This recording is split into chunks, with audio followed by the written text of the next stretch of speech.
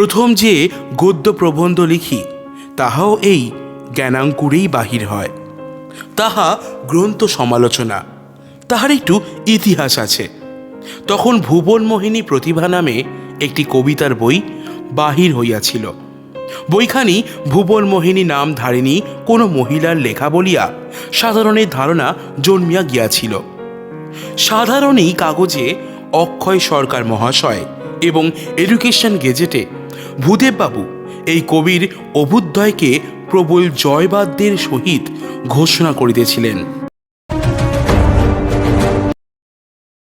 নমস্কার, আমি লোকনাথ। গল্প অ্যান্ড কোং চ্যানেলে আপনাদেরকে স্বাগত।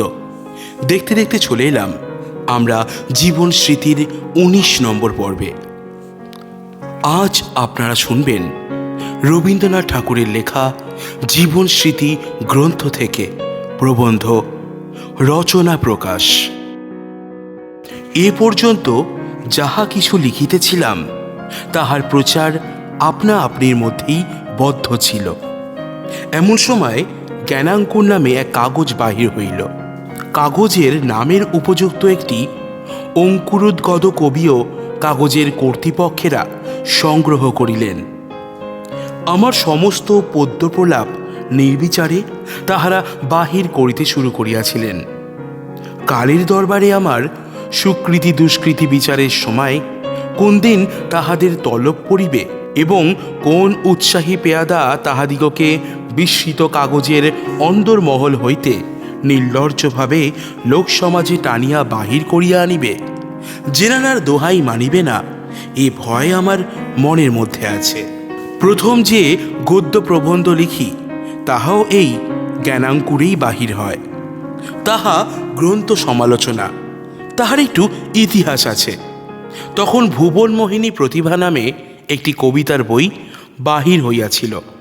বইখানি ভুবনমোহিনী নাম ধারিণী কোনো মহিলার লেখা বলিয়া সাধারণের ধারণা জন্মিয়া গিয়াছিল।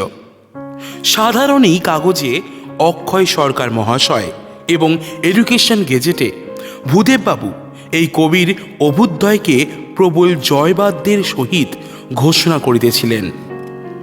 তখনকার কালের আমার একটি বন্ধু আছেন, তাহার বয়স আমার চেয়ে বড়।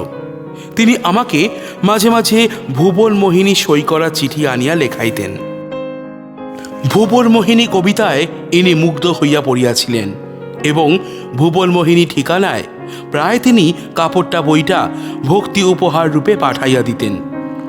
এই কবিতাগুলি স্থানে স্থানে ভাবে ও ভাষায় এমন অসংযম ছিল যে এগুলিকে স্ত্রীলোকের লেখা বলিয়া মনে করিতে আমার ভালো লাগিত না। চিঠিগুলি দেখিয়াও পত্র লেখককে স্ত্রী জাতীয় বলিয়া মনে করা অসম্ভব হইল। কিন্তু আমার সংশয়ে বন্ধুর নিষ্ঠা টলিল না, তাহার প্রতিমা পূজা চলিতে লাগিল। আমি তখন ভুবনমোহিনী প্রতিভা, দুঃখ সঙ্গিনী ও অবসর সরোজিনী বই তিনখানি অবলম্বন করিয়া জ্ঞানাঙ্কুরে এক সমালোচনা লিখিলাম। খুব ঘটা করিয়া লিখিয়াছিলাম। খণ্ডকাব্যেরই বা লক্ষণ কি, গীতিকাব্যেরই বা লক্ষণ কি, তাহা অপূর্ব বিচক্ষণতার সহিত আলোচনা করিয়াছিলাম।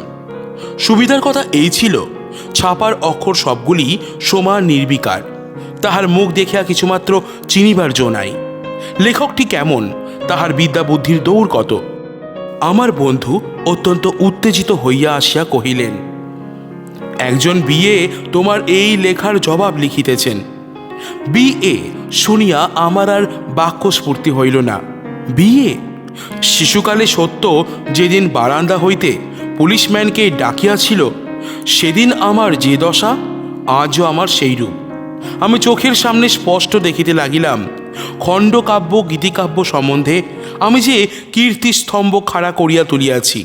বড় বড় কোটেশনের নির্মম আঘাতে তাহা সমস্ত ধূলিসাৎ হইয়াছে এবং পাঠক সমাজে আমার মুখ দেখাইবার পথ একেবারে বন্ধ। কুক্ষণে জনম তোর রে সমালোচনা। উদ্বেগে দিনের পর দিন কাটিতে লাগিল, কিন্তু বিএ সমালোচক বাল্যকালের পুলিশম্যানটির মতোই দেখা দিলেন না।